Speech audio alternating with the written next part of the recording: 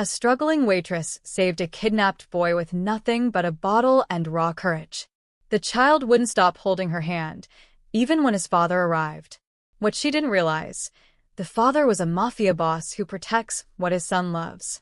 And his son had just chosen her. Mia Chen's feet ached like they were on fire. 11 hours. That's how long she'd been on her feet at Romano's diner, serving overcooked burgers to truckers who tipped in quarters. She'd smiled through it all because that's what single moms did. They smiled. They pushed through. They survived. Now, at 11:47 p.m., she was finally heading home through the back alleys of South Brooklyn, her purse clutched tight against her ribs. The streetlights here flickered like dying heartbeats, casting shadows that moved when they shouldn't. She should have taken the main road. She knew that. But the main road added 15 minutes, and her daughter Emma was home alone. 7 years old and too brave for her own good, pretending she wasn't scared of the dark. Mia picked up her pace, her worn sneakers slapping against wet concrete. That's when she heard it. No. Let me go. Daddy. The scream cut through the night like broken glass. Mia froze, her heart slamming against her chest. Every instinct screamed at her to run the other way. Mind your business. Get home to Emma. Don't be stupid. But that voice, it was a child. She rounded the corner and saw them. 3 men in dark clothes, faces covered with ski masks, dragging a boy toward a black van. The kid couldn't have been older than 9, his designer sneakers scraping against the ground as he kicked and twisted. One man had him in a chokehold. Another was pulling open the van's sliding door. Please. My dad will give you anything. Please. The man tightened his grip. Shut up, kid. Mia's hand moved before her brain caught up. She grabbed an empty beer bottle from the ground near a dumpster, and before she could talk herself out of it, she was running. Hey! Her voice came out stronger than she felt. Get away from him. All 3 men turned. For a split second, nobody moved. Then one of them left. Lady, walk away. This ain't your problem. I said let him go. She threw the bottle. It shattered against the van with a crash that echoed through the alley. The men flinched, and in that moment of distraction, the boy bit down hard on his captor's arm. Son of a... The man released him, and the boy ran. Straight to Mia. He crashed into her, small arms wrapping around her waist, his whole body shaking. Don't let them take me. Please, please don't let them. I've got you, Mia whispered, even though she had no idea how she was going to back up that promise. The 3 men advanced. The one in front cracked his knuckles. You just made a big mistake, waitress. How did he know she was a waitress? Mia's blood went cold. She backed up, keeping the boy behind her, scanning desperately for anything she could use as a weapon. Her phone was in her purse, but there was no time to call 911. No time for anything. The man reached for her. And then the entire alley flooded with light. 2 black SUVs screeched to a halt, blocking both ends of the alley. Doors flew open. Men in suits poured out, and these weren't ordinary men. They moved like soldiers, faces hard, hands reaching inside their jackets. But it was the man who stepped out of the lead vehicle that made everything stop. He was tall, maybe 6'3", with dark hair swept back and a jaw that looked carved from stone. His suit probably cost more than Mia made in 3 months. But it wasn't the suit that made her breath catch, it was his eyes. Cold. Calculating. Deadly. He looked at the boy clinging to Mia, and something cracked in that icy expression. Luca, his voice was rough, barely controlled. Luca, are you hurt? Papa. The boy, Luca, started to run toward him, but then stopped, turning back to grab Mia's hand. She saved me, Papa. They were gonna. I know. The man's gaze shifted to the 3 kidnappers, who were now backing toward the van. His voice dropped to something that didn't sound quite human. Leave the van. Start running. If you make it out of Brooklyn by sunrise, maybe you'll see tomorrow. They ran. The man walked toward Mia and his son, and up close, he was even more terrifying. There was something about him that screamed danger, power, control. He knelt down, pulling Luca into his arms, and for just a moment, Mia saw the mask slip. He held his son like he was the only thing in the world that mattered. "I'm sorry, Papa. I'm sorry. I got out of the car to get my ball, and they just—" Sure. "Not your fault," he stood, lifting Luca with one arm, then turned those cold eyes on Mia. "You." She took an involuntary step back. He needed help. "What's your name?" Mia. Mia-chan. Mia-chan, he said it slowly, like he was memorizing it, like he was deciding something. "You have any idea who these men were? Who sent them?" No. "I was just walking home from work." From Romano's diner, it wasn't a question. Her stomach dropped. "How did you—" The name tag, he nodded at her chest. She'd forgotten to take it off. "You live nearby." Why was he asking? Mia's hands started shaking. "Look, I'm glad your son is okay. I should really go."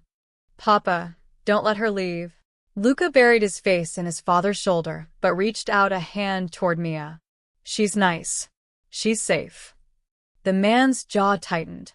He studied Mia for a long moment, and she felt like he was seeing straight through her. Through her exhaustion, her fear, her worn-out uniform and thrift store coat. Finally, he spoke to one of his men without taking his eyes off her. "Marco. Get her address. Full background. Everything." "Wait," Mia's heart hammered. "I didn't do anything wrong." "No," his voice softened just a fraction. "You did something very right. But people who cross paths with my son don't just walk away." "Not anymore," he shifted Luca higher on his hip. "My name is Adrian Russo.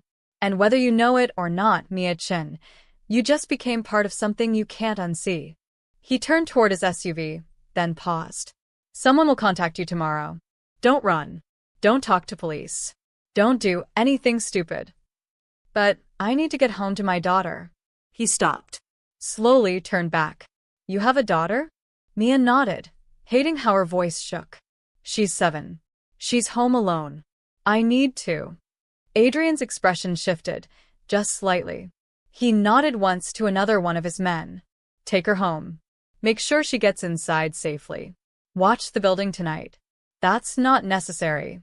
"It's not a request." He opened the SUV door, then looked at her one more time. "You saved my son's life tonight, Miss Chen. That means something in my world. But it also means you're in danger. They saw your face. And they'll be back." The SUV door closed. The vehicles pulled away, leaving Mia standing in the alley with one of Adrian's men, her mind racing. What had she just done? And who the hell was Adrian Russo? The man Adrian had assigned to Mia, a stone-faced guard named Tony, didn't say a word during the ride home. He just walked 3 steps behind her until she reached her apartment building, then positioned himself by the entrance like a statue. Mia's hands shook as she unlocked her door. "Mom." Emma came running, her small body crashing into Mia's legs. "You're late. I was worried." "I know, baby." "I'm sorry." Mia held her daughter tight, breathing in the strawberry scent of her shampoo. Safe. They were both safe. For now. She tucked Emma back into bed, kissed her forehead, and checked every lock on every window twice. Through the blinds, she could see Tony's silhouette by the streetlight, watching. Mia didn't sleep that night. The knock came at 9 a.m. sharp. Mia had already gotten Emma off to school, her mind racing with plans to maybe grab her daughter and run. Leave the city. Change their names. But where would they go? They had exactly $347 in the bank and half a tank of gas in a car that barely started. She opened the door. 2 men in expensive suits stood in the hallway. Not Tony from last night. These were different. Harder. "Miss Chen. Mr. Russo requests your presence." "I have work."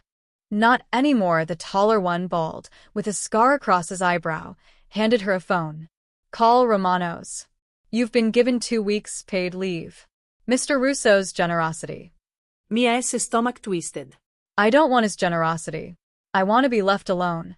"That's not how this works." He stepped aside, gesturing to the stairs. "The car's waiting." She had no choice. She knew that. These weren't men you argued with.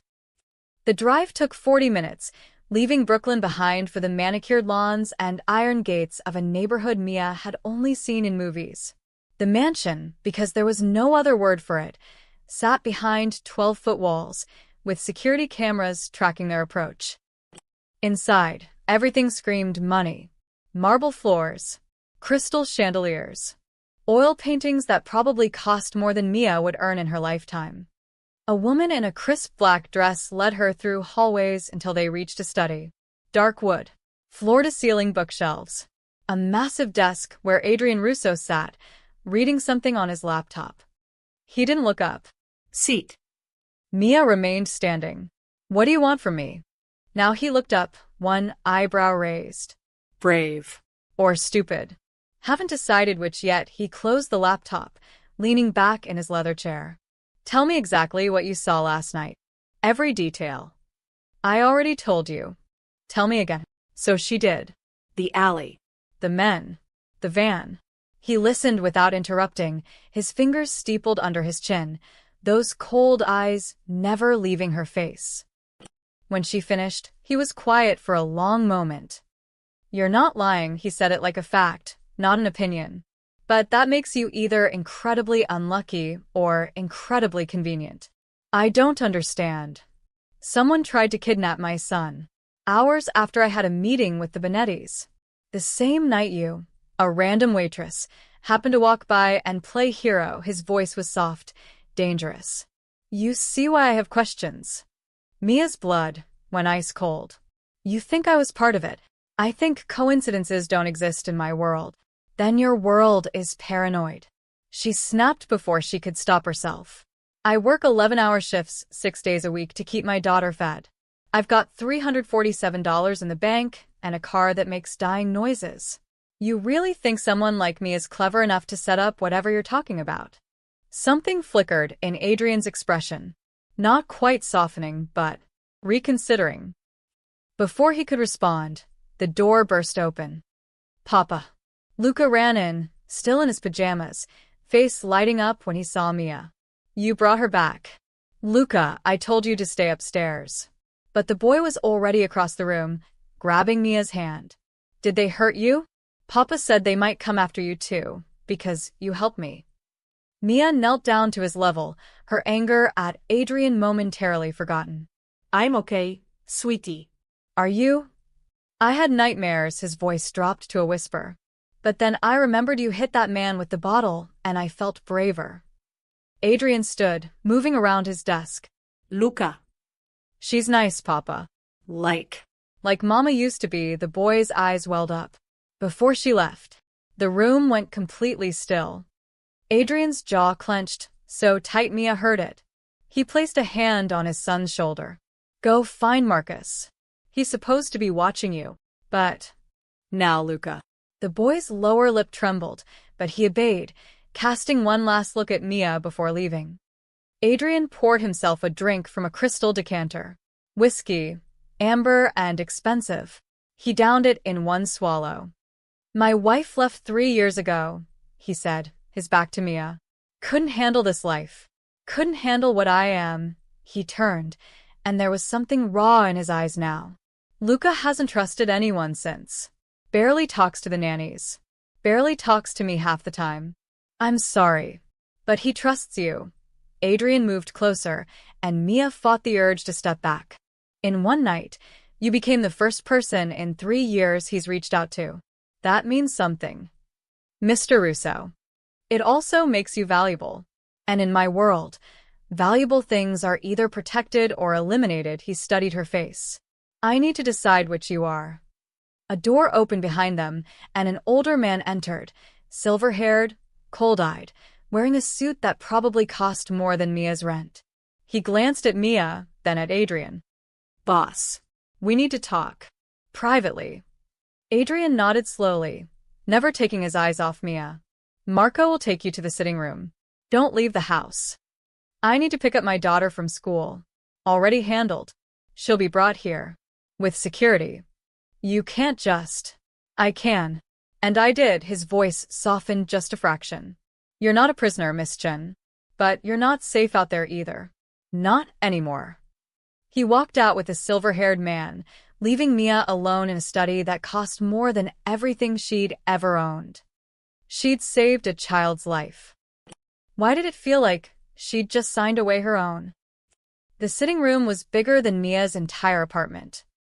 She sat on a velvet couch that probably cost a month of her salary, watching through the window as black SUVs patrolled the grounds. Her phone buzzed, a text from an unknown number with a photo of Emma leaving school, hand in hand with a kind-looking woman in professional clothes. Your daughter is safe. Will arrive in 20 minutes. Marco. Mia wanted to throw the phone across the room. Instead, she clutched it tight, fighting tears. This was insane. 24 hours ago, her biggest worry was making rent. Now armed men were escorting her 7-year-old like some kind of witness protection program. The door opened. A young woman in a black uniform entered with a tray, coffee, pastries that looked like they belonged in a magazine. Mr. Russo thought you might be hungry. Mia's stomach growled, betraying her. She hadn't eaten since yesterday's stolen fries at the diner. Thank you. The woman left without another word, and Mia devoured a croissant that melted on her tongue like butter and dreams. She was reaching for a second when voices echoed from the hallway, raised, angry. Too convenient, Adrian. A waitress just happens to walk by? Happens to play hero? This has Salvatore written all over it. That was the silver-haired man. The one who'd interrupted earlier. Keep your voice down, Vincent. Adrian's tone was ice-cold. Luca's upstairs. Your son is exactly why we need to be smart about this. That woman could be a plant. A spy. Hell, she could be wearing a wire right now. Mia's hand froze halfway to the coffee cup. I had her swept. She's clean. Today she's clean. But who's to say Salvatore didn't recruit her weeks ago? Think about it. She works at Romano's, right on the edge of Bonetti territory. Perfect position to gather intel. She's a waitress, Vincent. Not CIA. That's exactly what makes her perfect. Vincent's voice grew sharper. Nobody suspects the struggling single mom. Nobody questions why she's asking questions, making conversation. She's invisible. There was a long pause. When Adrian spoke again, his voice was quieter, more dangerous. What do you suggest? Let me handle it. One conversation in the basement, and we'll know everything. Mia's blood turned to ice. The basement. She'd seen enough movies to know what that meant. No, Adrian's voice was firm. Not yet. Then what? We keep her here, feed her pastries, and hope she doesn't slit Luca's throat in his sleep. I said no, Vincent. The authority in Adrian's voice was absolute. Luca trusts her. That's not something I've seen in 3 years. Your son is 9 years old. He doesn't understand deception. He understands fear. He understands danger. He's lived with both since his mother abandoned him. Adrian's voice cracked, just slightly. And last night, in that alley, he ran to her. Not away from her. To her. Boss. I'm not saying I trust her. I'm saying we watch her. Closely. We investigate every corner of her life. If she's working for Salvatore, we'll know a pause. And then you can have your conversation. Footsteps approached. Mia barely had time to grab her coffee cup and pretend she'd heard nothing before the door opened. Vincent entered first, the silver-haired man, late 50s, with eyes that looked through you rather than at you. His expression when he saw Mia was pure contempt. Miss Chen, he didn't offer his hand. I'm Vincent Calabrese. Mr. Russo's consigliere. His what? Advisor. Strategist. The man who keeps him alive.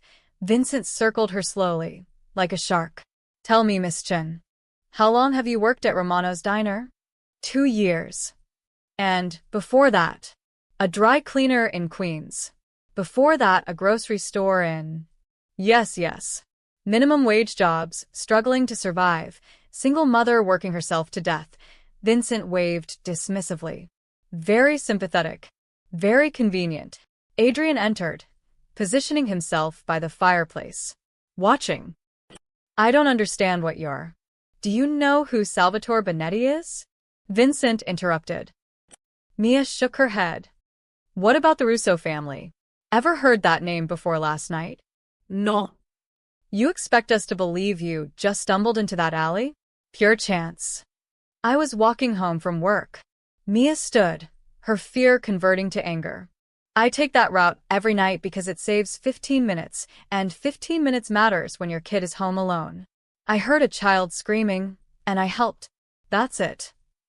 That's it, Vincent repeated mockingly. He pulled out his phone, swiping through photos. Then explain this. He thrust the screen toward her. It showed Mia at the diner, serving coffee to a man in a dark suit. Timestamp. 3 days ago. So? I serve hundreds of people. That man works for Salvatore Benetti. Mia's stomach dropped. I didn't know that. I don't know who half the people I serve are. Convenient, Vincent swiped again. Another photo. And this man? 2 weeks ago. Another stranger in a suit. Another person Mia didn't remember. And this one? Last month. I don't know them. Mia's voice rose. I pour coffee, I take orders, I smile, and collect tips. I don't run background checks on customers. Or maybe. Vincent stepped closer, his voice deadly soft. You're exactly what Salvatore needed. A nobody. Someone unremarkable enough to get close, to gather information, to earn trust. That's enough. Adrian's command cut through the room. Vincent turned. Boss, you need to see the pattern. I see a waitress who serves in a neighborhood where both families operate. That's not evidence. That's geography. Adrian moved toward Mia, studying her face. But it is. Interesting. The door burst open. Luca ran in, still in pajamas, with a frazzled-looking bodyguard chasing after him. I'm sorry, boss, he's fast. But Luca wasn't listening. He ran straight to Mia, grabbing her hand. His eyes were red, like he'd been crying. Don't let Papa send you away. Please. Vincent wants to hurt you. I heard him, but you didn't do anything wrong. You saved me. His small hand tightened around hers. She saved me, Papa. She's good. I know she is. Adrian's expression shifted. He knelt down eye level with his son. Luca. You always say trust your instincts. My instincts say she's safe. Tears spilled down Luca's cheeks. Please, Papa. Don't let Vincent take her to the basement. Vincent's jaw clenched. Adrian looked at his son, then at Mia, then at Vincent. Everyone out, Adrian said quietly. Except Miss Chen. Vincent started to protest. One look from Adrian silenced him. When the room emptied, even Luca, reluctantly, Adrian poured himself another drink. My son doesn't trust easily, Miss Chen. The last person he trusted like that was his mother. He downed the whiskey. She betrayed that trust. Used it to steal money and disappear. I'm not her. Maybe not, Adrian turned to face her. But you're hiding something. I can see it. So here's what's going to happen. You're going to stay here, under watch, while I verify every single detail of your life. If you're innocent, truly innocent, then you and your daughter will be protected. And if I'm not... His eyes went cold. Then Vincent gets his conversation. And trust me, Miss Chen, he's very good at getting answers. Emma arrived 20 minutes later, escorted by 2 guards and the professional-looking woman from the photo. Mia's daughter ran into her arms, confused but unharmed. Mom, why are we at a castle? Emma's eyes were wide, taking in the chandelier, the marble staircase. Are you friends with the prince? Something like that. Baby Mia held her tight, breathing in her daughter's familiar scent. It's just for a little while. Adrian appeared in the doorway, his presence commanding the room. But when he looked at Emma, something in his expression gentled. You must be Emma. He crouched down to her level, the same way he did with Luca. I'm Adrian. Your mom helped my son last night, and I wanted to say thank you. Emma studied him with the brutal honesty only 7-year-olds possessed. You're really tall. And kind of scary. A ghost of a smile crossed Adrian's face. I get that a lot. But your house is pretty, Emma turned to Mia. Can we stay here?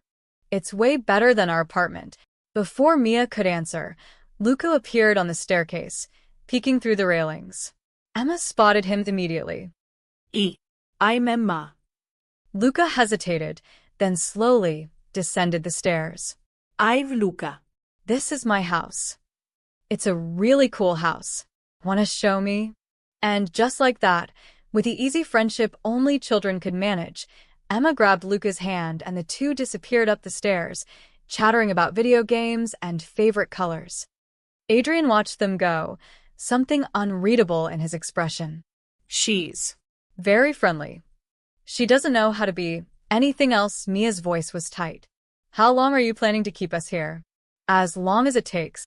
That's not an answer. It's the only one I have right now. Before Mia could respond, Vincent burst into the room, his face grim. Boss. We got him. Adrian's entire demeanor shifted, shoulders back, jaw set, eyes turning to ice. Where? Warehouse on 5th. Tony's crew found him trying to leave the city. Vincent's gaze flicked to Mia, then back to Adrian. He's talking. You need to hear this. Stay with the children. Adrian ordered one of his men, then looked at Mia. You're coming with me. What? No. Not a request. He was already moving toward the door. You want answers? Come find them. The warehouse smelled like rust and fear. Mia stayed close to Adrian as they entered, her heart hammering. Inside, a man sat tied to a chair under a single hanging bulb, one of the kidnappers from last night. His face was swollen, bloody, but his eyes still held defiance. Until he saw Adrian. Then the defiance cracked into pure terror. Mr. Russo, I swear, I didn't know it was your kid. Shut up. Adrian's voice was conversational, which somehow made it more terrifying. He circled the man slowly. You have one chance to tell me everything. Who hired you? Who planned it? Who gave the order? The man's eyes darted to Mia. She wasn't supposed to be there. That wasn't part of the plan. Answer my question. Salvatore. It was Salvatore Benetti. He paid us 50 grand to grab the kid, hold him for ransom. Said you'd pay millions to get him back. The man was talking fast now, words tumbling over each other. But then she showed up and everything went wrong. Adrian's fist connected with the man's jaw so fast Mia barely saw it. The kidnappers had snapped back, blood spraying. How did Salvatore know where Luca would be? I don't know, I swear. We just got coordinates, timing, everything planned out. Inside information. Vincent spoke from the shadows. Someone in our circle. Adrian's expression darkened. He pulled out his phone, typed something, then showed the screen to the kidnapper. This woman. You've seen her before? Mia couldn't see the photo, but the kidnapper squinted, then nodded. Yeah, she was at Romano's diner last week. Salvatore pointed her out. Said she worked there. Said she was nobody important. Ice flooded Mia's veins. Adrian turned to her, his face unreadable. He knew who you were. Before last night. I don't understand. Adrian's phone buzzed. He glanced at it, and something in his expression changed. Hardened. He handed the phone to Vincent, whose face went white. What? Mia demanded. What is it? Adrian's voice was deadly calm. A message. From Salvatore. He turned the phone so Mia could see. It was a video message, 10 seconds long. A man in his 60s, silver-haired like Vincent, but with cruel eyes and a smile that made Mia's skin crawl. Salvatore Benetti sat, in what looked like a restaurant, sipping wine. When he spoke, his voice was smooth, almost friendly. Adrian, I hear you have a new friend. A brave little waitress who ruined my plans. He swirled his wine. She's got fire, that one. I like fire. His smile widened. Send her to me by midnight tomorrow, and I'll consider our business concluded. Your boy stays safe. She and I have a conversation. Everyone walks away. He leaned closer to the camera. But if you don't, well, that pretty little daughter of hers goes to a very good school on Miller Street. Third period is recess. So many children running around. So easy for accidents to happen. The video ended. Mia couldn't breathe. Her vision tunneled. Emma. He knew about Emma. Knew where she went to school, what time she had recess. I'm going to kill him. Adrian's voice was barely human. Slowly. Boss, this is bait, Vincent warned. He wants you emotional. Wants you to make mistakes. He threatened a child. My child's friend. Adrian's control was cracking. He thinks he can. He's making me choose. Mia's voice came out hollow. She looked at Adrian, tears streaming down her face. He wants me, or he hurts Emma. That's what this is. You're not going anywhere near him. You can't protect us forever. You said it yourself. He has inside information. He knew about me before last night. He's been watching. Her voice broke. He'll find a way to get to her. To Emma. Unless I... No. Adrian grabbed her shoulders, forcing her to look at him. Listen to me. Salvatore wants you because you're leverage. Because hurting you hurts me in Luca's eyes. It makes me look weak. I don't care about your reputation. It's not about reputation. For the first time, Adrian's mask fully cracked. My son watched his mother walk away, without looking back. He spent 3 years believing everyone leaves. And then you showed up. You stayed when you could have run. You chose him. Mia stared at him, seeing past the Mafia boss to the desperate father underneath. If you walk into Salvatore's trap, Luca doesn't just lose you. He loses his faith that anyone will ever stay. Adrian's grip tightened. I won't let that happen. Vincent stepped forward. Then we go to war. Adrian released Mia, his expression hardening back into the dangerous man who commanded empires. Get everyone. Every soldier, every contact, every favor we're owed. I want Salvatore's location within the hour. And the girl? Adrian looked at Mia. She stays here. With Luca and Emma. 24-hour guard. I should have a say. You gave up that right when you saved my son. Adrian's voice softened just slightly. This is my world, Miss Chen. And in my world, we don't sacrifice pawns. We kill kings. That night, Mia couldn't sleep. Emma and Luca had crashed together in one of the mansion's guest rooms, exhausted from hours of playing. Adrian had disappeared into his office with Vincent and a parade of serious-looking men. Guards patrolled every hallway. Mia sat in her assigned room, bigger than her entire apartment, staring at her phone. She had 17 missed calls, all from the same number. Ethan. Her younger brother, 23 years old and still figuring out life, which was a polite way of saying he couldn't hold a job or stay out of trouble. She'd been avoiding his calls for weeks because they always meant the same thing. He needed money. But now, with Salvatore knowing everything about her life, Mia's stomach twisted with a different kind of fear. She called him back. Jesus, Mia. Finally, Ethan's voice was strained. Where the hell are you? I went by your apartment, you weren't there. Emma wasn't at school today. How do you know Emma wasn't at school? A pause. Too long. I stopped by to drop off her birthday present early. The teacher said she was absent. Mia's birthday wasn't for 3 weeks. Ethan had never remembered it early in his life. Where are you, Ethan? That's not important. What's important is, Mia, are you in trouble? Because if you are, I can help. I know people. What people? Another pause. Just People. Look, can we meet? There's something I need to tell you. Every instinct screamed that this was a bad idea. But he was her brother. The only family she had left besides Emma. I can't leave right now. Then tell me where you are. I'll come to you, Ethan. Please, Mia. It's important, his voice cracked. I'm in trouble. Real trouble. And I think I might have made things worse for you. Mia's blood went cold. What did you do? Not over the phone. Face to face. She looked toward the door. 2 guards stood outside. She'd heard them take their positions an hour ago. But maybe. There's a coffee shop on Berkeley Street. Tomorrow, 2 p.m. Come alone.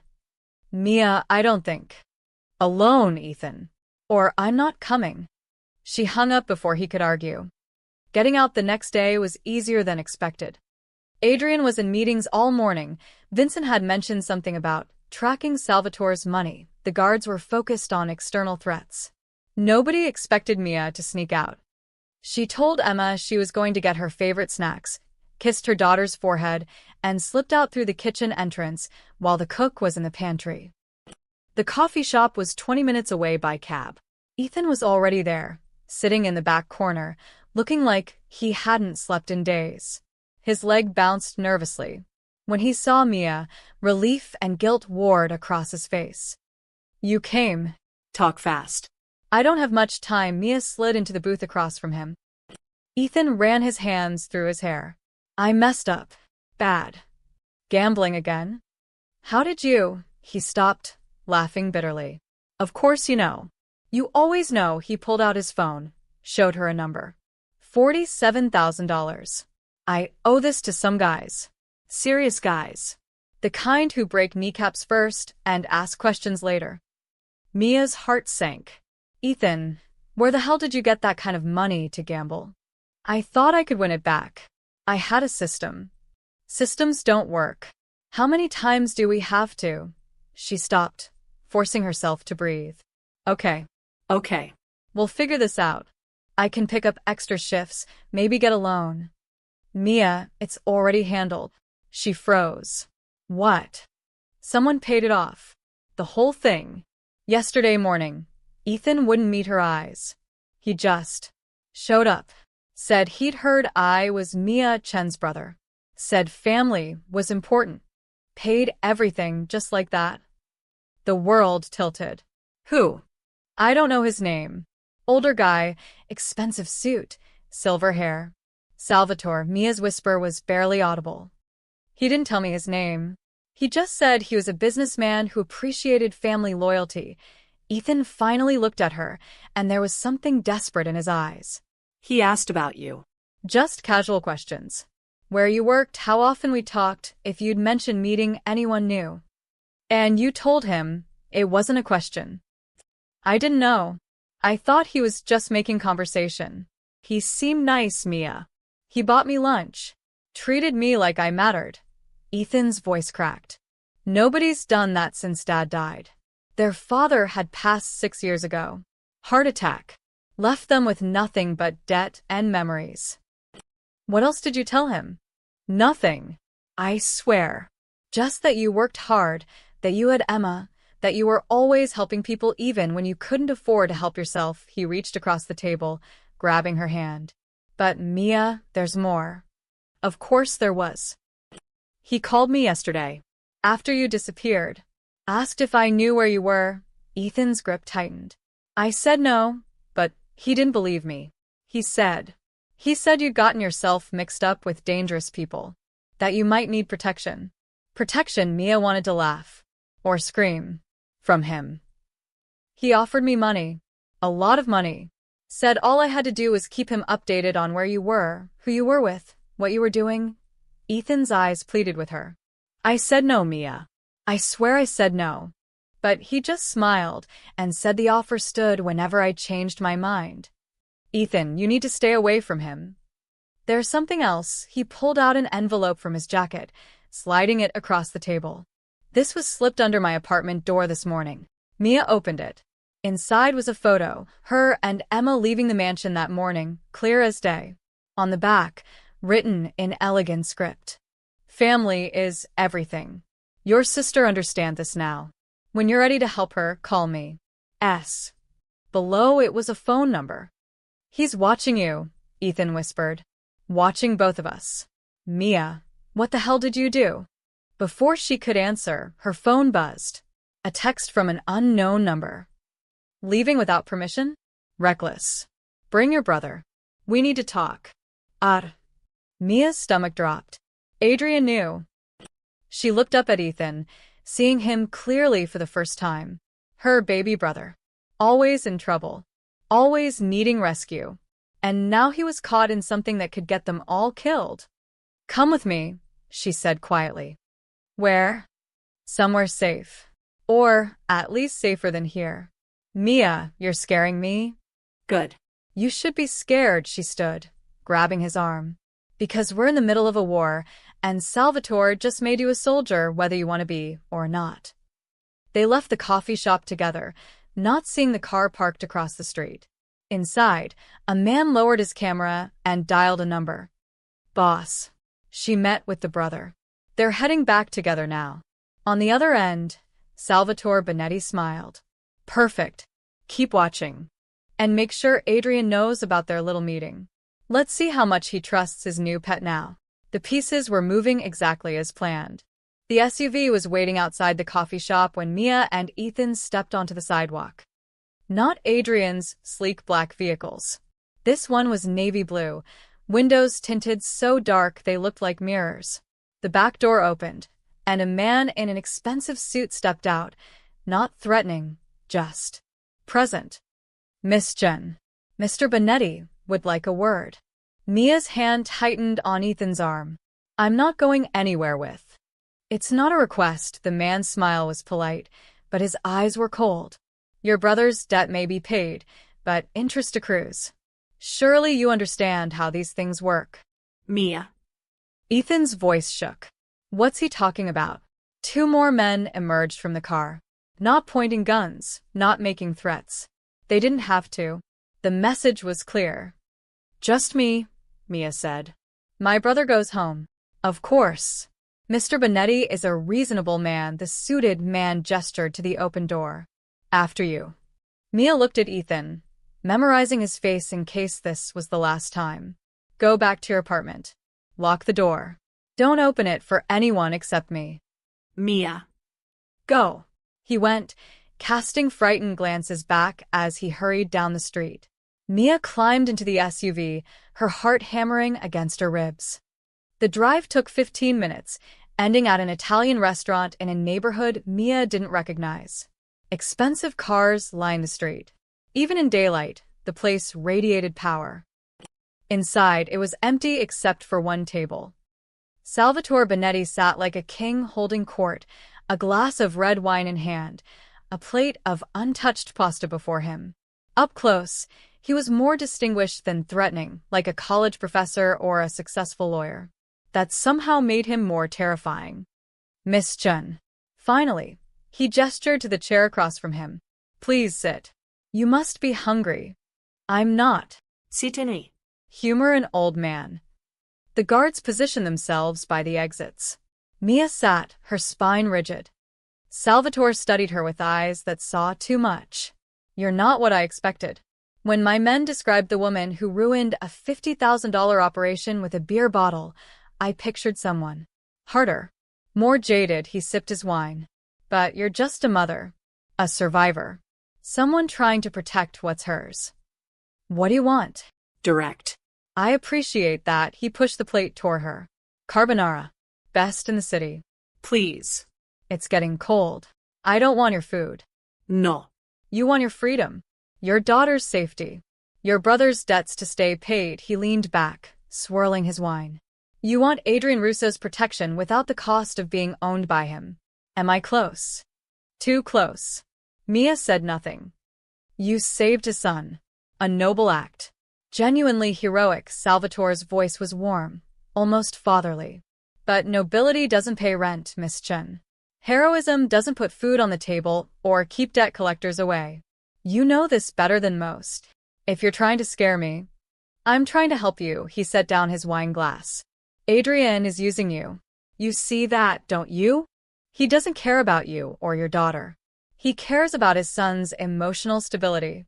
The moment you stop being useful, you become a liability. You don't know him. I've known Adrian Russo for 20 years.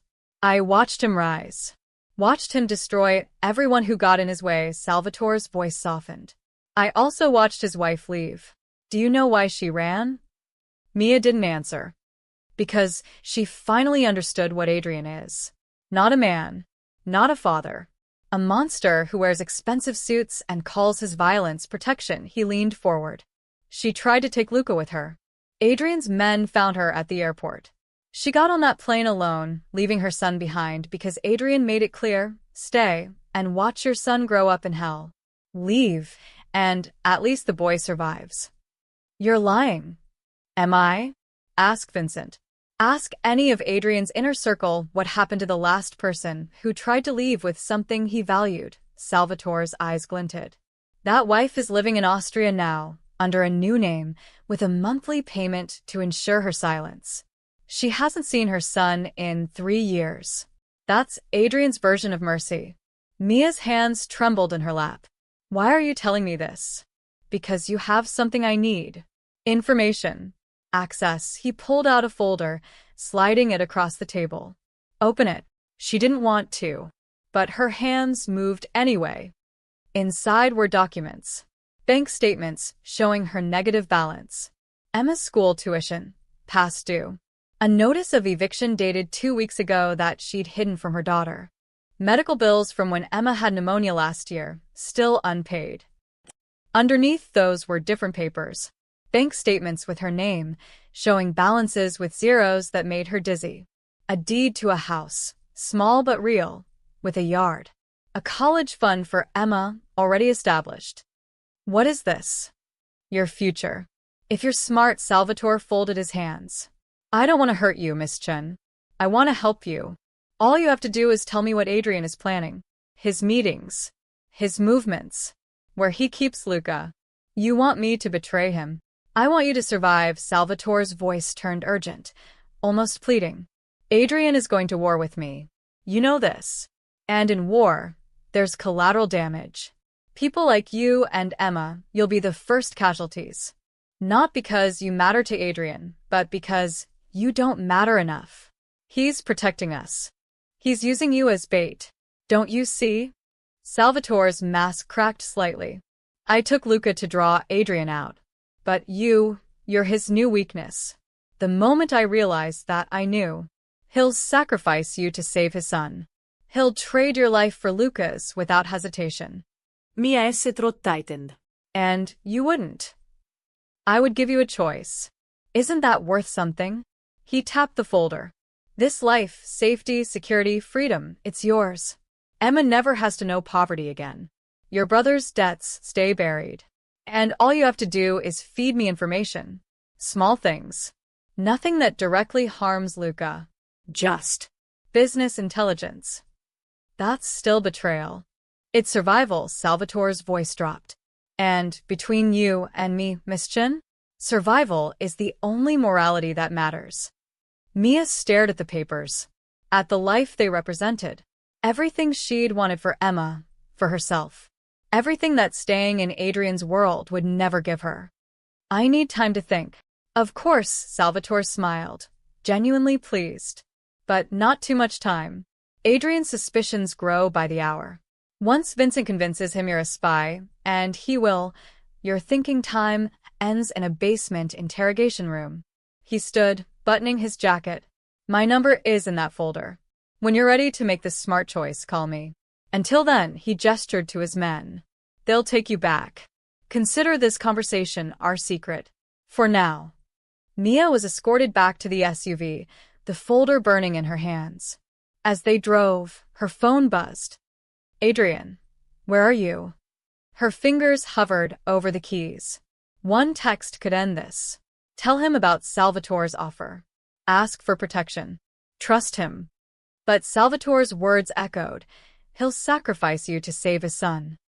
Mia deleted the message and typed, on my way back. The folder sat in her lap like a promise. Or a trap. She couldn't tell which. Mia returned to the mansion to find chaos.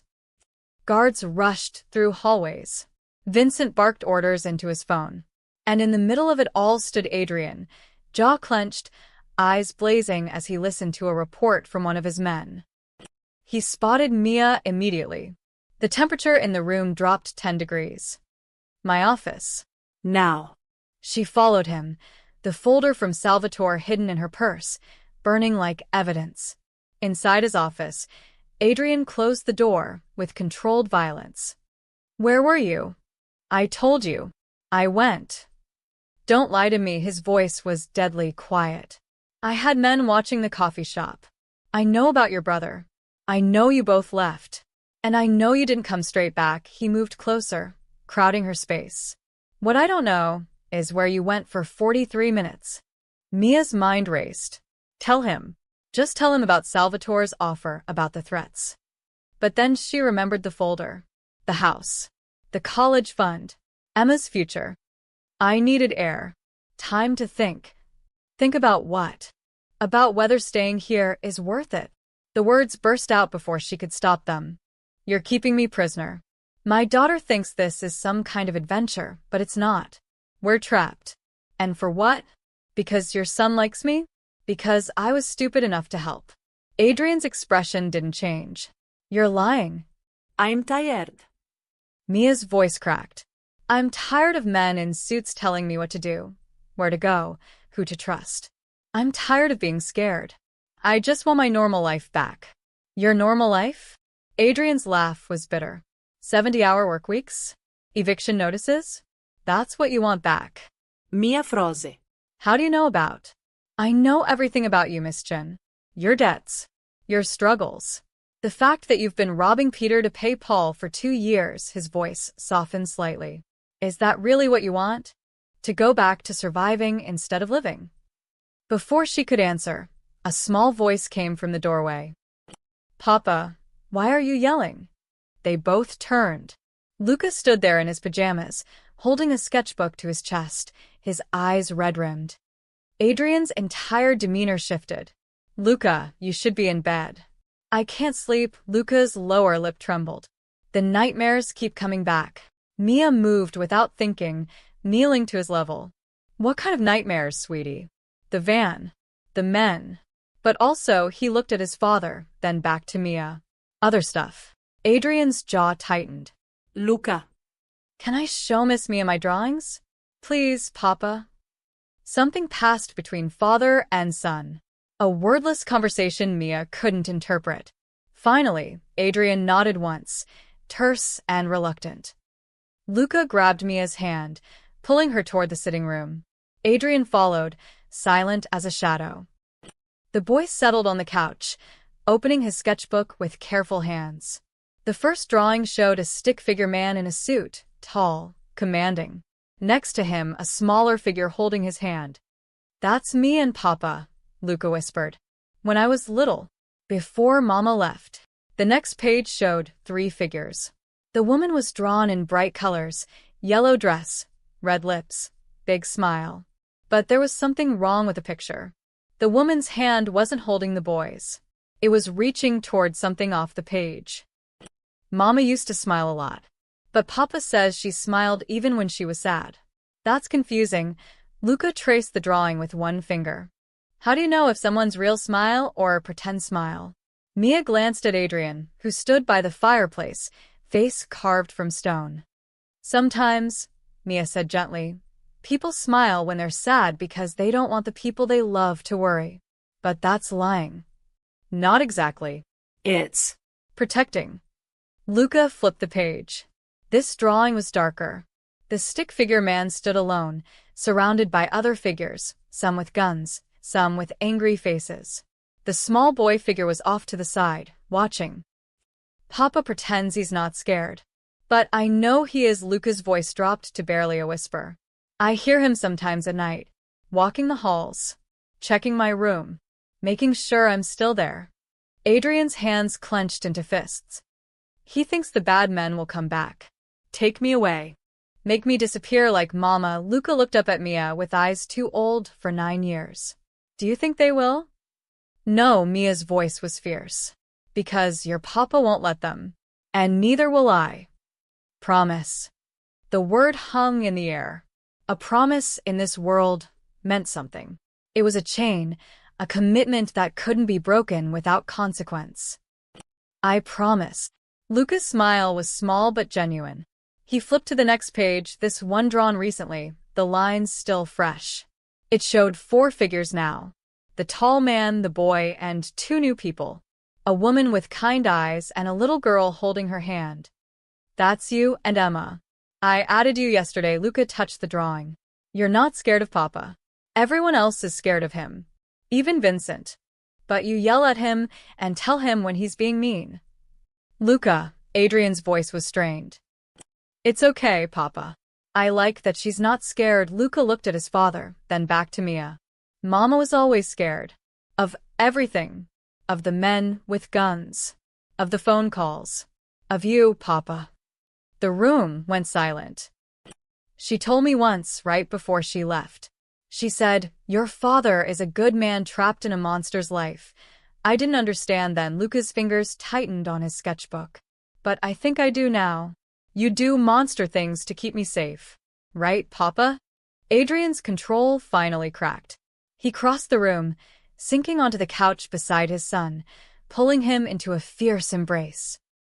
Everything I do, his voice was raw, is to keep you safe. Even the monster things. I know, Luca hugged him back. That's why I'm not scared of you. I'm scared for you.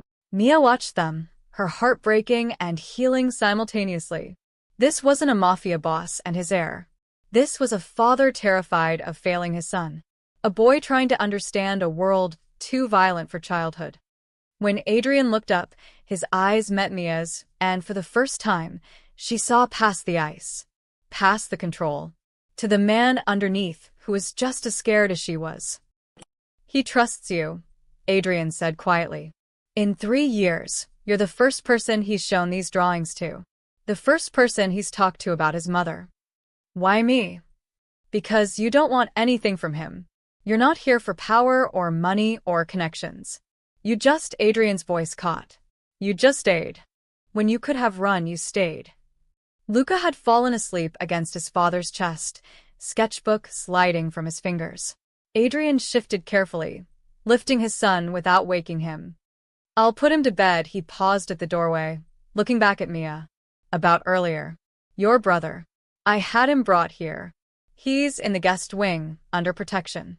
You brought Ethan here? He's family. And Salvatore knows it. Adrian's expression hardened. That makes him a target. Like you. Like Emma. He left with Luca, leaving Mia alone with the sketchbook. She opened it to the last page. One more drawing she hadn't seen. This one showed all 4 figures, Adrian, Luca, Mia, and Emma, standing together. Above them, written in a child's careful handwriting, "My new family. Please don't leave like Mama did."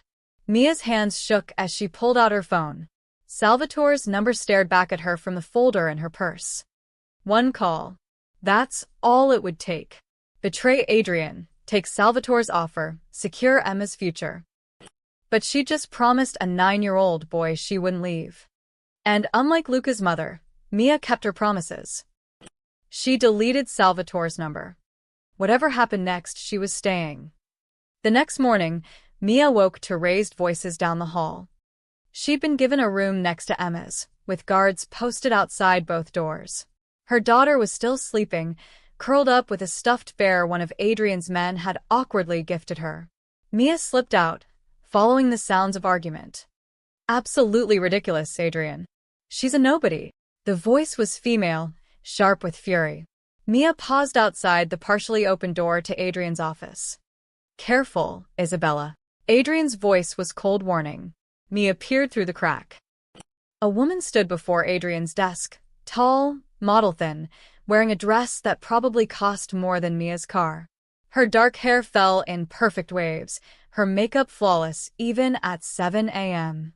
Everything about her screamed money and privilege. Careful? You want me to be careful while you parade some waitress around your home?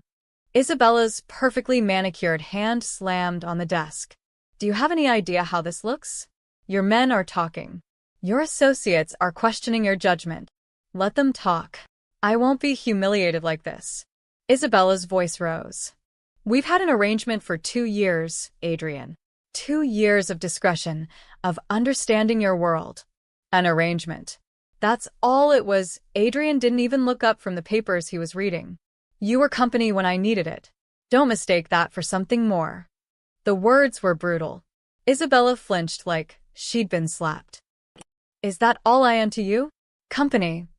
What did you think you were? Isabella's composure cracked. I thought after Maria left, I thought maybe we could be something real. That Luca could have a mother figure. Luca has a mother figure. Adrian's voice was flat. And it's not you. The silence that followed was deadly. The waitress, Isabella's laugh was bitter. You're replacing me with a broke single mother who smells like grease and desperation. Now Adrian looked up, and his expression made Isabella step back. One more word about Miss Chen, and you'll find yourself very unwelcome in this house. She's your weakness. Isabella's desperation showed through her anger. Salvatore is going to use her to destroy you, and you're too blind to see it because a child likes her. Get out. Adrian. Out. Isabella left, her heels clicking sharply against marble. She passed Mia in the hallway, stopping when she noticed her. Enjoy it while it lasts. Isabella's smile was venom. Women like you don't survive in his world. You're a charity case he'll discard the moment you stop being useful. She leaned closer. And, trust me, that moment is coming. She swept past, leaving Mia standing there, heart pounding. You can come in, Miss Chen, Adrian's voice carried from the office. I know you were listening. Mia entered reluctantly. Adrian poured himself coffee, not looking at her. Isabella is dramatic. Ignore her. Was she your girlfriend? She was convenient. Nothing more. He finally met her eyes. In my world, relationships are transactions. She knew that. That's sad. That's survival. He took a sip of coffee. Sentiment is a luxury I can't afford. Before Mia could respond, Vincent entered without knocking, followed by 3 other men Mia recognized as part of Adrian's inner circle. Their expressions when they saw her were cold, assessing. Boss, we need to discuss the situation. Vincent's emphasis on the last word made it clear. Mia was the situation. She can stay. That's not wise. It's my decision. Vincent's jaw clenched, but he continued. Fine. Then she should hear this too. He pulled out his phone, showing Adrian a series of photos. These were taken yesterday. Miss Chen, getting into a navy blue SUV outside the coffee shop. The same SUV that's registered to a shell company Salvatore uses. Mia's blood turned cold. Adrian's expression didn't change, but the temperature in the room dropped. Explain. I can explain, Mia started. Not you. Him. Adrian's eyes stayed locked on Vincent. She met with Salvatore. 43 minutes. Then returned here like nothing happened. Vincent's voice was sharp with accusation. This is exactly what I warned you about. She's playing both sides. One of the other men spoke up, a younger guy with a scar across his cheek. My cousin works at that restaurant. He says Salvatore had papers. Documents. Looked like he was making an offer. What kind of offer? Adrian's voice was dangerously quiet. The scarred man looked at Mia. The kind that buys loyalty. All eyes turned to her. Mia felt like she was suffocating. He forced me into that car. Funny, Vincent interrupted. The men watching said you got in willingly. No struggle. No resistance. Because he threatened my brother. He threatened Emma. Mia's voice rose. What was I supposed to do? Fight off 3 armed men. You were supposed to tell me. Adrian's words cut like a knife. Immediately. Instead, you hid it. Lied about where you'd been. I didn't lie. You withheld the truth. Same thing. He stood, moving around the desk. What did he offer you? Mia's silence was damning. Boss, let me interrogate her properly. Vincent's hand moved to his jacket. 20 minutes, and we'll know everything. No, Adrian's command was absolute, but his eyes never left Mia's face. Answer the question, Miss Chen. What did Salvatore offer you? The folder in her purse felt like it weighed 1,000 pounds. Money. A house. Security. In exchange for? Information. About you. Your movements. Where Luca is. The room exploded with angry voices. I knew it. She's a spy. Boss, we need to eliminate this threat. Quiet. Adrian's roar silenced them all. He stepped closer to Mia, his voice dropping to something intimate and terrifying. And what did you tell him? This was it. The moment that decided everything. Mia met his eyes, refusing to look away. Nothing. I told him nothing. And I deleted his number. You expect us to believe that? Vincent scoffed. Why would you turn down that kind of money? Look at you. You're drowning in debt, barely surviving. Salvatore offered you everything you needed. He offered me blood money, Mia's voice steadied. Money earned by betraying a 9-year-old boy who's already been abandoned by everyone he trusted. She looked at Adrian. I made Luca promise. I don't break promises to children. Pretty words, the scarred man muttered. But can we trust them? I vote we can't, another man added. She's a liability, boss. Cut her loose before she cuts us. Vincent stepped forward. Adrian, you're thinking with your heart instead of your head. This woman has compromised our security. She's had contact with Salvatore. She's hiding things. If Maria taught you anything, it should be, don't. Adrian's voice was lethal. Don't you dare compare them. I'm trying to protect you. You're trying to make decisions that aren't yours to make. Adrian turned to his men, and Mia saw the Mafia boss fully emerge. Miss Chen stays. Under watch, yes. Under suspicion, perhaps. But under my protection. Anyone who has a problem with that can leave. Permanently. No one moved. Vincent put 3 more men on her detail. I want to know everywhere she goes. Everyone she talks to. Adrian's gaze returned to Mia. And, Miss Chen? No more secrets. No more withholding information. The next time Salvatore or anyone else contacts you, I'm the first to know. Understood? Mia nodded, not trusting her voice. Good. Now get out. All of you. They filed out, Vincent casting one last warning glare at Mia. In the hallway, she heard him mutter to another man. She'll destroy him. Just wait and see. Just like Salvatore wants. Mia leaned against the wall, hands shaking. She'd survived. For now. But Isabella's words echoed in her mind. Women like you don't survive in his world. Maybe she was right. 3 days passed in tense routine. Mia stayed close to Emma and Luca, who'd become inseparable. Adrian's men shadowed her everywhere, even to the bathroom, standing outside like armed sentries. Vincent watched her with open suspicion. Isabella had stopped by twice more, each visit ending in shouting matches with Adrian behind closed doors. On the 4th day, Mia's phone rang. Unknown number. Hello. Miss Chen. This is Harold Brewster, your landlord. Mia's stomach dropped. She'd almost forgotten about her apartment, her old life. Mr. Brewster, I'm sorry about this month's rent, but this month's rent is the least of your concerns. His voice was clipped, professional. Too professional. I'm calling to inform you of a rent increase. Effective immediately. You can't do that. We have a lease, which includes a clause allowing adjustments in cases of property damage or increased risk to other tenants. He cleared his throat. It's come to my attention that you've been involved with unsavory elements, police activity in the neighborhood, suspicious individuals watching the building. This creates liability. Mia's blood went cold. How much? Double your current rate. $2,400 per month, due in full by the end of the week. Cash only. That's insane. I can't afford. Then you have until Friday to vacate. I'm well within my legal rights, Miss Chen. Check your lease. The line went dead. Mia stood there, phone trembling in her hand. $2,400. She didn't have $240. And she knew exactly who was behind this. Salvatore. He was squeezing her, forcing her hand.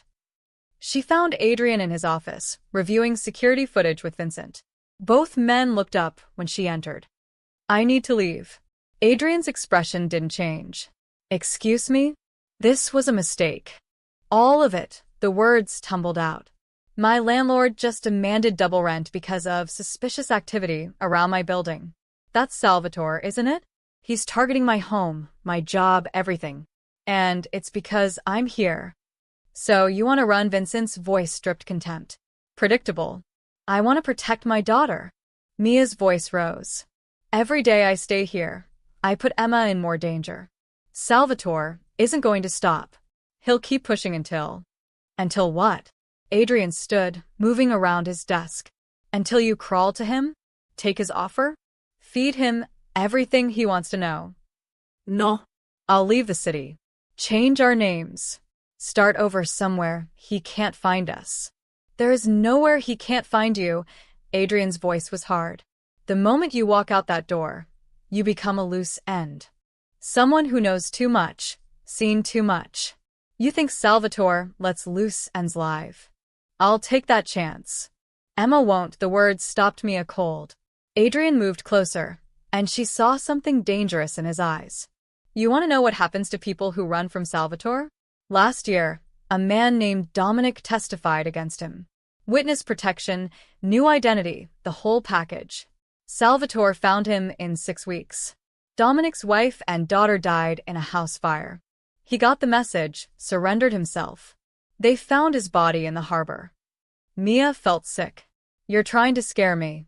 I'm trying to save your life. Adrian's voice softened slightly. You think I don't understand wanting to protect your child? Luca is everything to me. I've built an empire on blood and fear to keep him safe. And I'm telling you, running is suicide. Then what am I supposed to do? Stay here forever? Let Salvatore destroy everything I've built. What you've built is already gone, Miss Chin. Your apartment, your job, your old life. It was over the moment you stepped into that alley. Adrian's gaze was unflinching. The only question now is whether you fight back or surrender. Fight back? I'm a waitress. I don't know how to fight men like Salvatore. No. But I do. Adrian moved even closer, and Mia found herself backed against his desk. Leave, and you won't last a day. Stay, and no one touches you. Your choice. That's not a choice. That's a threat. It's a promise, his voice dropped. I protect what's mine. And whether you like it or not, Salvatore has made you mine by targeting you. Mia's breath caught. I'm not a possession. No. You're a responsibility. One I don't take lightly. He stepped back, giving her space. Your landlord wants $2,400? Done. Consider it paid. Your debts? Cleared. Emma's school? Covered. Everything Salvatore threatened to take away, I'll provide it. In exchange for what? Your loyalty. Your honesty. Your presence in my son's life. Adrian's expression softened when he mentioned Luca. He's sleeping through the night for the first time in 3 years. He's drawing again. Smiling. That's because of you. Adrian. I'm not a good man, Mia. I won't pretend to be. But I keep my promises. And I'm promising you. Stay, and nothing touches your daughter. Nothing touches you. Not Salvatore. Not his men. Not anyone. Before Mia could respond, Ethan burst into the office, wild-eyed and panicked. 2 guards grabbed him, but he was shouting. Mia. They called me. They said if you don't come by midnight. Adrian's entire demeanor changed. Who called you? I don't know. A man. He said he had a message for Mia. Ethan thrust his phone toward her with shaking hands. Mia took it, seeing a text message with a photo attached.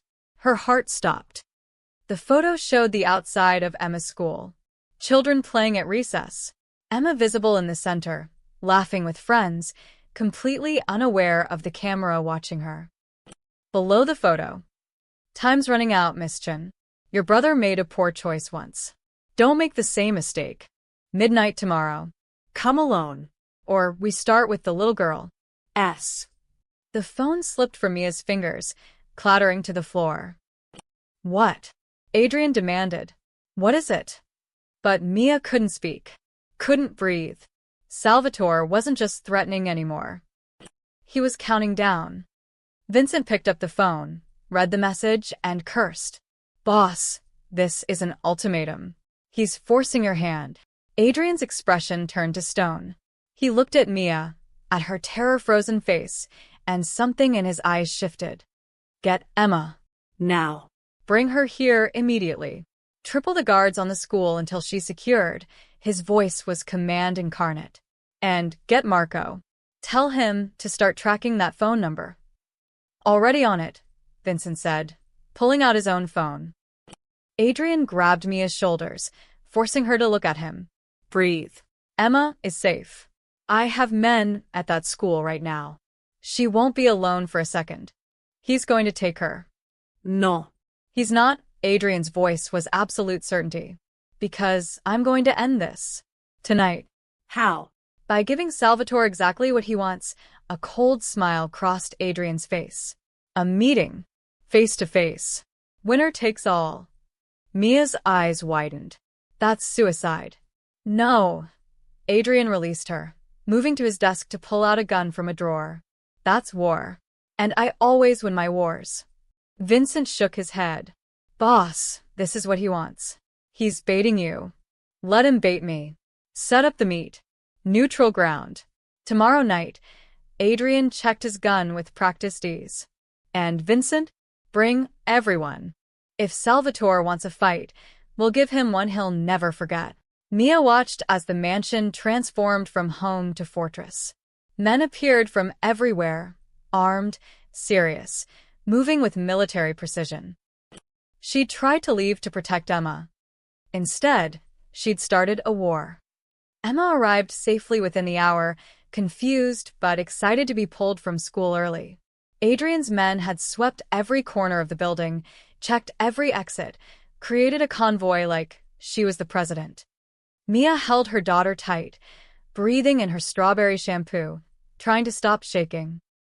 Mom, you're squishing me, Emma complained, but she hugged back anyway. Luca appeared, taking Emma's hand. Come on. Papa's men brought new games. Racing ones. The children ran off, and Mia watched them go, her heart in her throat. How had her life become this? Gun-carrying guards protecting her daughter. A mansion that felt more like a fortress every hour. A war brewing over her head. She's safe here, Adrian said quietly beside her. Safer than she's ever been. Until she's not, Mia turned to him.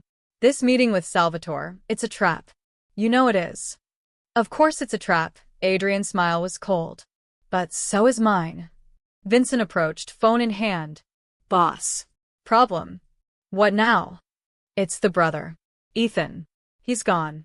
Mia's stomach dropped. What do you mean gone? He asked to use the bathroom 20 minutes ago. Guard posted outside. When he didn't come out, they checked. Window was open. He climbed down the trellis. Why would he run? Mia's voice rose. He was safe here. Vincent's expression was grim. Security footage shows him receiving a call right before. He looked panicked. Then he was gone. Adrian cursed, pulling out his phone. Get every camera in a 5-block radius. Track him. Now.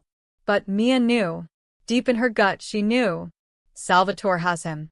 We don't know that. Yes, we do. She felt sick. Ethan is weak. He's always been weak. One threat, one offer of money, and he crumbles. Salvatore knows that. He probably called and told Ethan exactly what to do. Vincent's phone buzzed. He answered, listened, his face going pale. Boss. You need to see this. He pulled up a live video feed on his tablet. Mia's blood turned to ice. The video showed Ethan tied to a chair in what looked like a warehouse. His face was bruised, bleeding from his lip. Behind him stood 2 men with guns. And in front of the camera, leaning against a table like this was a casual business meeting, was Salvatore Bonetti. Adrian. Mia. I hope you're watching. Salvatore's voice was pleasant, conversational. I apologize for the dramatics, but you've left me no choice. Time's running out, and I need to ensure you take my offer seriously. He walked over to Ethan, placing a hand on his shoulder. Ethan flinched. Young Ethan here made a mistake. He thought he could take my money, ignore my calls, and hide behind his sister's new protectors. Salvatore's grip tightened and Ethan winced. But debts must be paid. One way or another. Please, Ethan's voice cracked. I didn't know, I'm sorry. Salvatore silenced him with a look. He turned back to the camera. Here's my final offer, and it's non-negotiable. Tomorrow. Noon. Pier 17. Mia brings Meluca Russo. Alone. No guards. No weapons. No tricks. His voice hardened. Do this, and Ethan lives. Your daughter remains safe. You get your normal life back, with a very generous financial package, of course. He circled the chair slowly, like a predator. Refuse, and Ethan dies. Slowly. Then I move to Plan B, which involves Emma's school, a fire alarm, and the confusion that happens when children panic. His smile was venomous. I really hope you choose option A. I'm not a monster, Miss Chen. I'm just a businessman who needs leverage. One of Salvatore's men handed him a gun. He checked it casually, then pressed the barrel against Ethan's temple. Ethan whimpered. 24 hours. Tick-tock, Salvatore pulled the trigger. The gun clicked. Empty chamber. Ethan sobbed with relief. Next time, it's loaded, Salvatore stepped back. I'll be waiting, Miss Chen. Don't disappoint me. The video cut out. The office was silent except for the sound of Mia's ragged breathing. That son of a... Vincent started. Quiet, Adrian was thinking, his mind clearly racing through scenarios. It's a power play. He knows we won't give him Luca. This is about proving he can get to us. Break us. He wants me to betray you, Mia whispered. He wants me to bring Luca to him, which you won't do. Adrian's voice was firm. But Ethan is leverage. Nothing more. Vincent's voice was cold. Boss, the brother is a liability. Always has been. If we let Salvatore dictate terms. He's my brother. Mia's voice cracked. He's stupid and weak and makes terrible choices, but he's still my brother. I can't just let him die. You can and you will. Vincent stepped closer. Because the alternative is handing over a 9-year-old boy to a man who'll use him to destroy everything. That's not a choice. That's suicide. Mia looked at Adrian, desperate. There has to be another way. A rescue. Something. He'll be expecting that. Adrian's jaw was clenched. The moment we try to hit that location, Ethan's dead. Salvatore isn't bluffing. Then what am I supposed to do?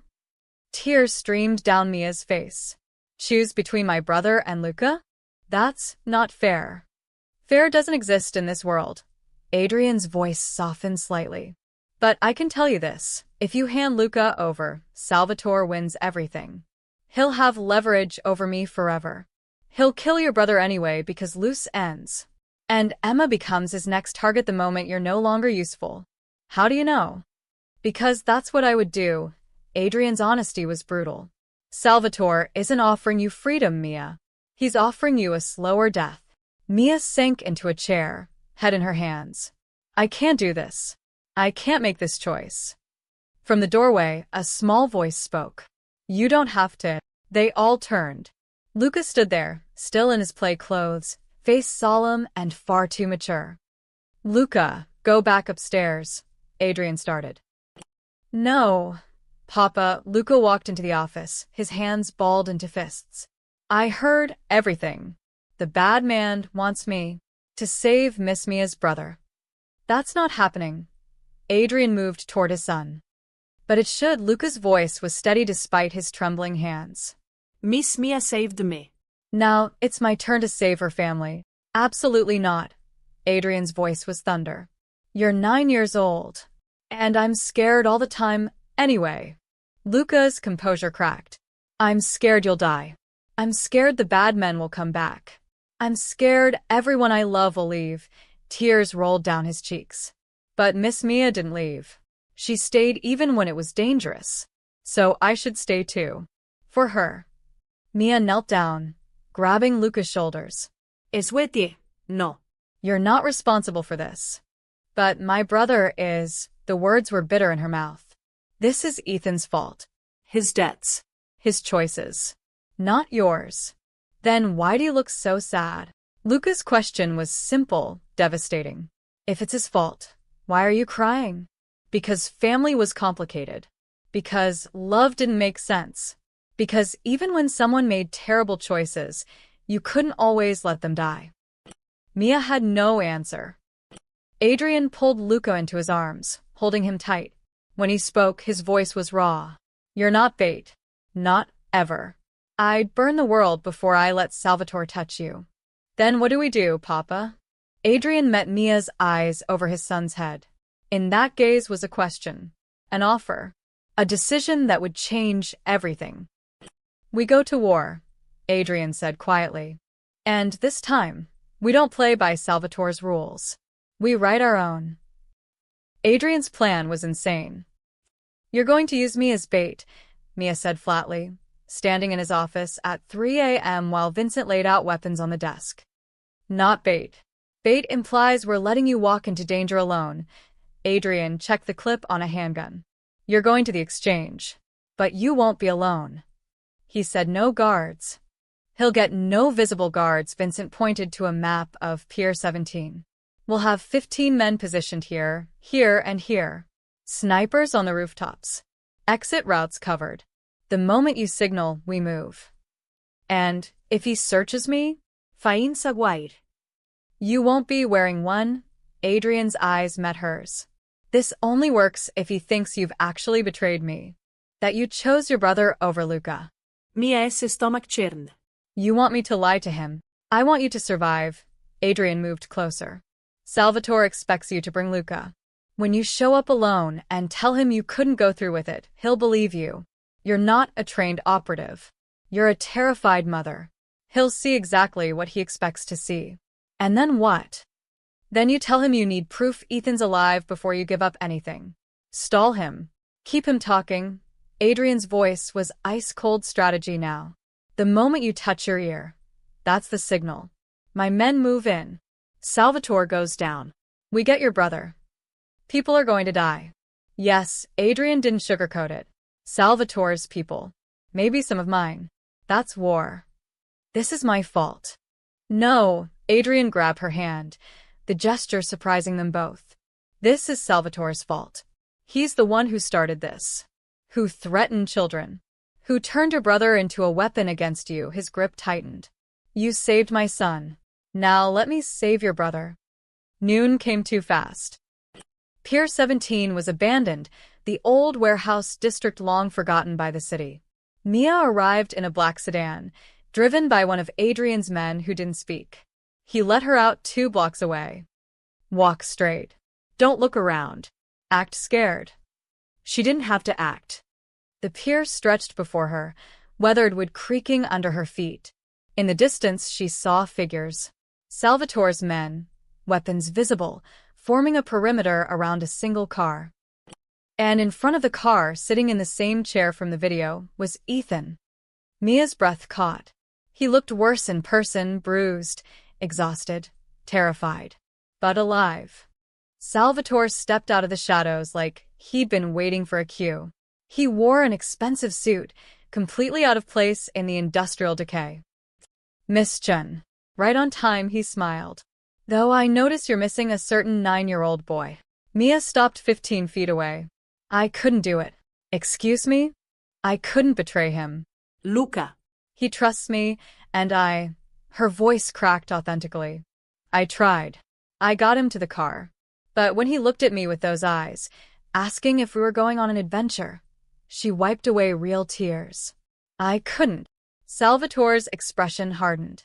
I gave you very clear instructions. I know. I know I did. But he's a child. An innocent child. And I'm not.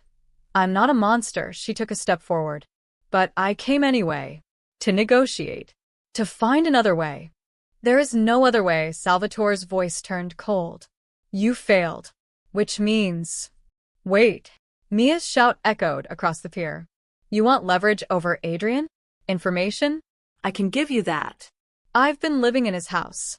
I know his routines, his security, where he keeps Luca, everything. Salvatore paused, intrigued. Go on. But first, I need proof Ethan's alive. Actually alive, not just sitting there. Let me see him. Talk to him. You can see him from there. I need to know he's not hurt. That he can walk. Mia's voice was desperate. Please. Then I'll tell you everything. Bank accounts, safe houses, meeting locations. Everything Adrian thinks is secret. Salvatore considered this. Finally, he nodded to one of his men. Bring him over. They dragged Ethan forward. He stumbled, weak but mobile. Mia? God, Mia, I'm sorry. It's okay, she hugged him, feeling his trembling. It's going to be okay. She touched her ear. Everything happened at once. Gunfire erupted from 3 directions. Salvatore's men scattered, returning fire. Mia grabbed Ethan, pulling him down as bullets tore through the air above them. Move! Someone shouted. Vincent, appearing from behind a shipping container, laying down covering fire. Salvatore dove behind his car, pulling a gun from his jacket. His eyes found Mia, and pure rage crossed his face. You tricked me. Adrian's SUVs crashed through the pier entrance, doors flying open.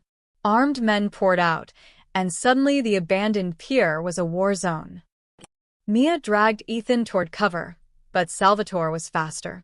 He grabbed Ethan by the collar, yanking him backward, pressing a gun to his temple. Stop! Salvatore's voice cut through the chaos. Everyone stop or the brother dies. The gunfire ceased. An eerie silence fell, broken only by the sound of waves against the pier. Adrian stepped out from behind his vehicle, gun raised. Let him go, Salvatore.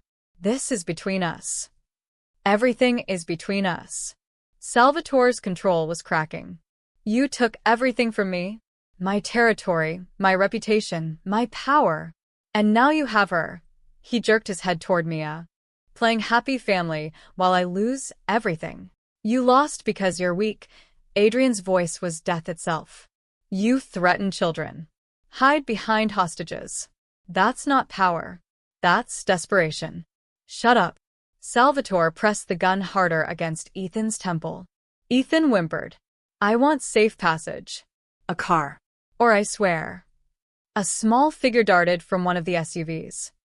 Luca, no. Adrian's roar came too late. Luca ran toward Mia, ignoring the guns, the men, the danger. Miss Mia. I'm here. I'm okay. Everything slowed down. Salvatore's eyes widened, seeing his real prize within reach. His gun swung away from Ethan toward Luca. Mia didn't think. She ran, throwing herself between the gun and the boy. The shot rang out. Pain exploded in Mia's shoulder, spinning her around. She crashed into Luca, covering him with her body as they hit the ground. Adrian's gun fired 3 times. Clean. Precise. Professional. Salvatore stumbled backward, red blooming across his chest. His gun clattered to the pier. He looked down at the blood, then at Adrian, surprise in his dying eyes. You were always going to lose, Adrian said quietly, because you forgot the one rule that matters. You don't threaten what's mine. Salvatore collapsed. The remaining men scattered or surrendered. Vincent's team moved in, securing the area. It was over in seconds. Adrian ran to Mia, dropping to his knees beside her. Mia. Mia, look at me. She was still covering Luca, blood seeping through her jacket. The boy was crying, trying to see if she was okay. I'm fine, Mia gasped. Is Luca? I'm okay. You saved me again. Luca's small hands pressed against her wound, trying to stop the bleeding. Papa, help her. Please. Adrian carefully rolled Mia onto her back, examining the wound. Clean through. You'll live, but his hands shook as he applied pressure. You stupid, brave, impossible woman. You could have died. So could he, Mia whispered, looking at Luca. Not on my watch. Ethan crawled over, his face covered in tears. Mia, I'm sorry. I'm so sorry for all of this. Later, Adrian's command was sharp. Vincent. Medic. Now. Men rushed over with first aid. In the distance, sirens wailed. Mia's vision started to blur, but she felt Luca's hand gripping hers, refusing to let go. Felt Adrian's steady presence, his voice commanding everyone, taking control. Before darkness took her, she heard Luca whisper, You kept your promise. You didn't leave. Never, she managed. Never leaving. Then the world went black. Mia woke to the smell of antiseptic and expensive cologne. Her shoulder throbbed, wrapped tight in bandages. The room around her was familiar, one of the guest bedrooms in Adrian's mansion. Afternoon light filtered through silk curtains. And in the chair beside her bed, arms crossed, eyes closed but clearly not sleeping, sat Adrian. You're a terrible guard, Mia croaked. Anyone could have walked in. His eyes snapped open. Relief flooded his face before the mask slipped back into place. You've been out for 18 hours. The doctor said the bullet went clean through. No permanent damage. Lucky me. She tried to sit up and winced. Don't, Adrian stood, gently pressing her back down. You took a bullet for my son. The least you can do is rest. Where is he? Luca. Asleep in the next room. Refused to leave until I promised he could see the moment you woke up. Something soft crossed Adrian's expression. He's been drawing you. Pictures of you as a superhero. Flying. Saving people. Despite the pain, Mia smiled. I can't even save myself most days. You saved what mattered. Adrian sat on the edge of her bed, careful not to jostle her. Ethan's downstairs. Under guard. We need to talk about him. Mia's smile faded. Is he okay? Physically? Yes. Everything else? Adrian's voice hardened. That's complicated. As if summoned, the door opened. Ethan stood there, flanked by two of Adrian's men. He looked smaller somehow, diminished. When he saw Mia awake, tears streamed down his face. Mia. God, I thought when you got shot, I thought. I'm fine, she tried to sound reassuring, but her voice was tired. Come here. Ethan rushed forward, dropping to his knees beside the bed. I'm sorry. For all of it. The gambling, the debts, talking to Salvatore. I never meant for any of this to happen. I just thought, his voice cracked. I thought I could fix it myself. You thought you could take the easy way out. Adrian's voice cut through the moment, like a blade. You took Salvatore's money. Gave him information about your sister. Put not just her, but her daughter at risk. I know. I'm not finished, Adrian stood, looming over Ethan. You got a woman shot. Nearly got a child killed. All because you couldn't face your own mistakes. He moved closer, and Ethan shrank back. Your sister just took a bullet meant for my son. She bled on that pier protecting what I love most. Do you understand what that means? Ethan nodded, terrified. It means she's family now. Mine to protect. Mine to provide for. Mine. Adrian's voice dropped to something lethal.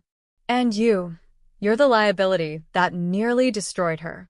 Give me one reason I shouldn't end you right here. Adrian, Mia started. No, his eyes never left Ethan. He needs to understand. In my world, betrayal has consequences. Your sister paid your debt in blood. But you. He leaned down, getting in Ethan's face. You ever sell your sister again, to anyone for any reason, and no debt will save you. No relationship. No mercy. I will erase you.